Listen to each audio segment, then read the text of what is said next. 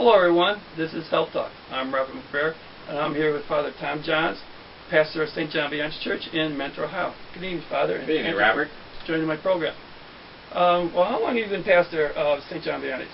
Since 1997, so it's been about 12 years. All right. And I was here 5 years before that as the associate pastor. Okay, and a few years after you became pastor, what health issue did you find out that was pretty much devastating and changed your life?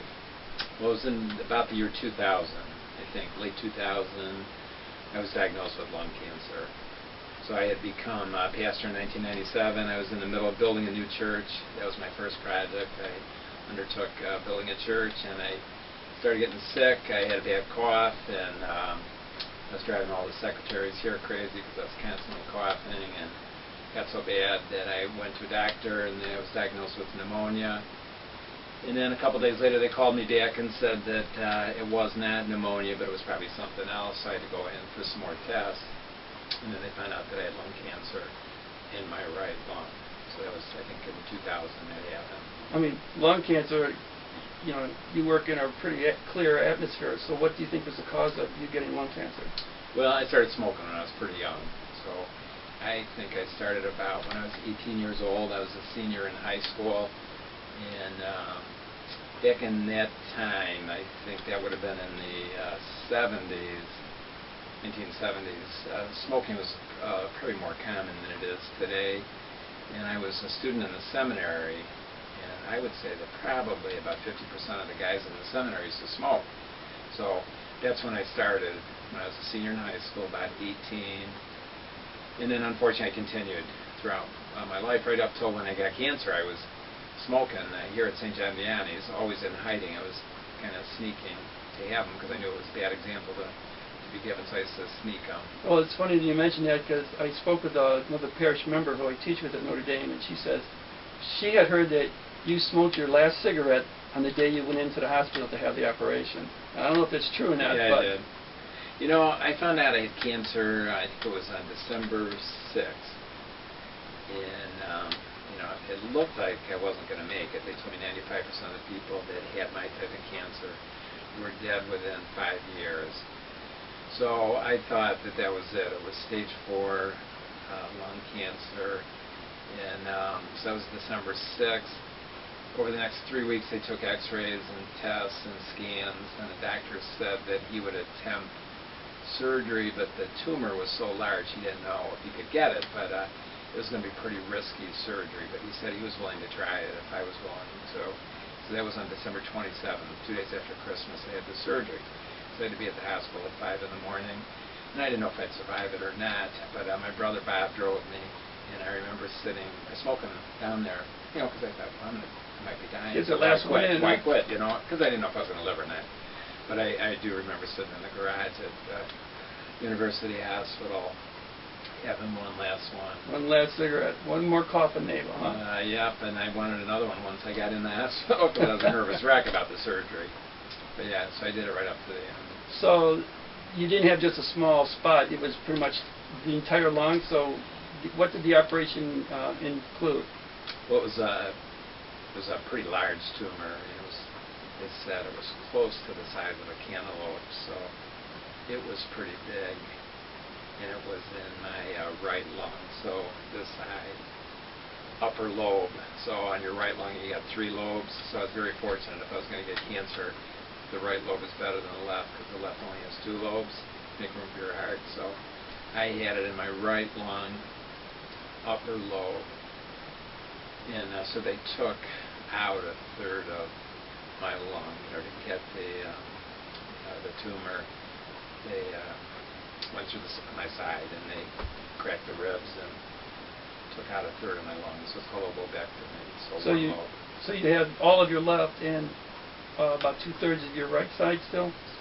Yeah, I have 2/3 of my right lung, and then on my left lung, you know, that's where I just recently had more troubles. My lung collapsed a couple months ago, and that was my left lung. So my good lung collapsed. So I had to have surgery to take out part of that. So now I have 2/3 on this side and probably 4/5 on this side. So I'm doing okay, you know. Yeah, you're doing okay, but there are some issues that you have to be concerned with only having partial lungs. Does it cause you any problems during the day? You know, are you out of breath, or is any other health issues because you're lacking all of your lungs? Yeah, I can't do steps real well. No, that's pretty bad. Trying to go up and down steps. I can't do a lot. I can't do much physical work, you know, because I get winded pretty easily. I have a hard time talking. If I had to give an hour talk, so I used to be a teacher. So I guess we better keep this interview short. That's right. Because it gets tough. After about a half hour, I start running out of breath, so I have to take it easy for a little bit, and then I do okay again. Well, I remember right after your operation, or within a few weeks after your operation, you came on in the church. I've been part of St. John Baptist for 20 years. You could barely talk. Was that something that was because of the lungs, or was it something that just because of the operation? They never found out for sure, but you know, when they do a lung surgery, they have to intubate you, so they stick this tube down your neck during the surgery so you can breathe. And it was in, you know, for the surgery, it was like about 8 to 7 hours, so it was in a long time. So I had a pretty sore throat when the surgery was done. And then when I got out of the hospital, a couple months after the surgery, I was talking less and less. I was having a hard time talking. And then by then I was going through radiation. Even though they got the tumor out, they wanted to radiate to make sure they got all the cancer. So I had to go through radiation for 5 weeks every day. So 25 radiation. Well, by the time the radiation ended, I'd lost my voice.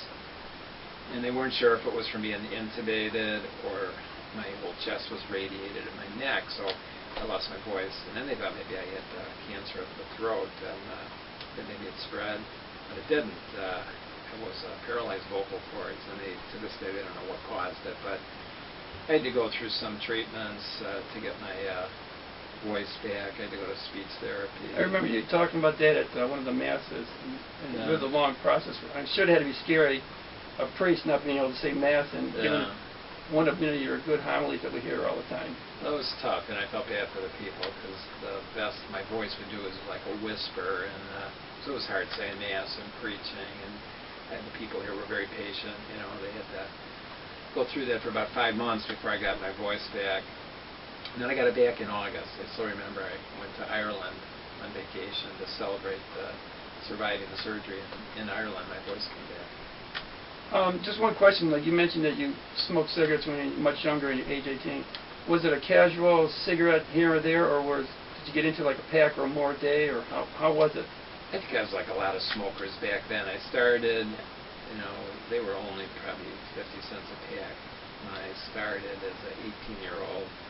My dad had smoked, and I was around tobacco a lot, and I didn't really know it was that bad back then in the 70s. So I think I started off small amounts, but then, you know, I started in 1970, and then I got cancer in 2000. So I was a 30-year smoker, and over those 30 years, it did go up until towards the end. You know, by the 2000s, it was harder and harder to smoke, because it was almost embarrassing to smoke as a priest. I had to always go find a hiding place to go do it. So I started doing it less.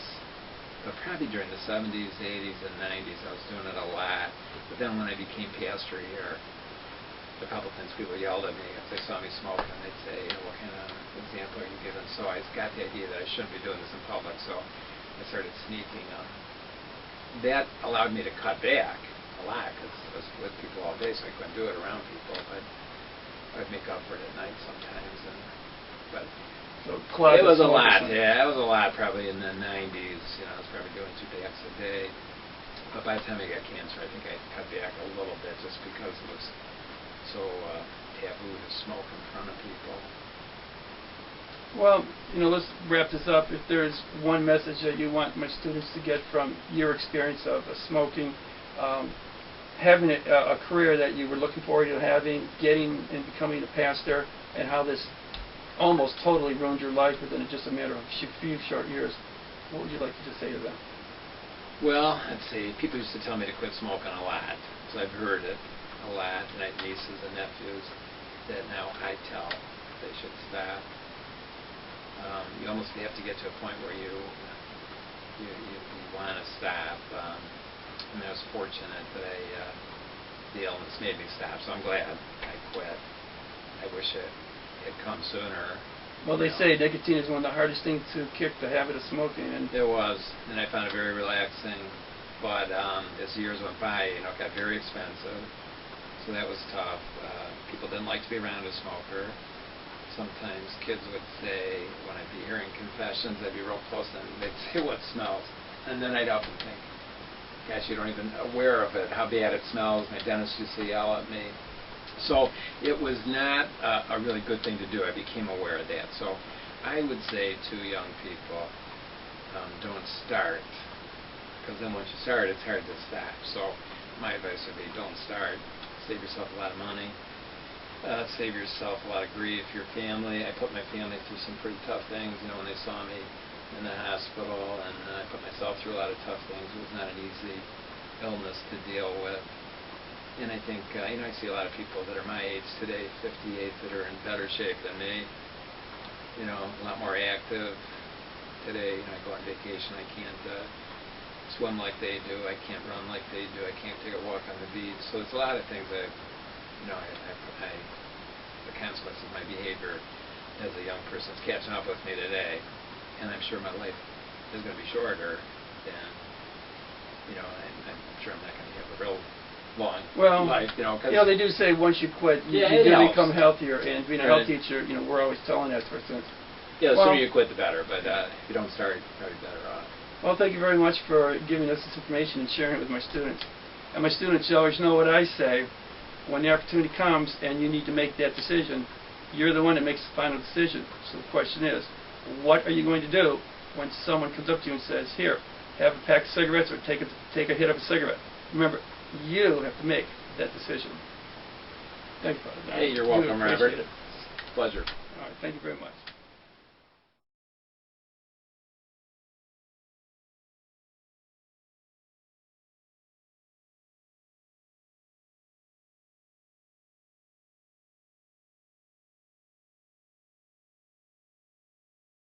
That one's wrong.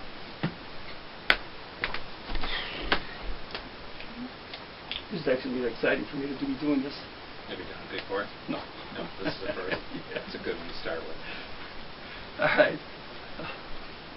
I will see you for about 5 seconds. Hello, everyone. Welcome to Health Talk. I'm Rob McBrayer, and I'm here with my guest, Father Tom. Better start all over, huh? Got your name. Tom. Father Tom John. Yeah, I know. Let's try it again.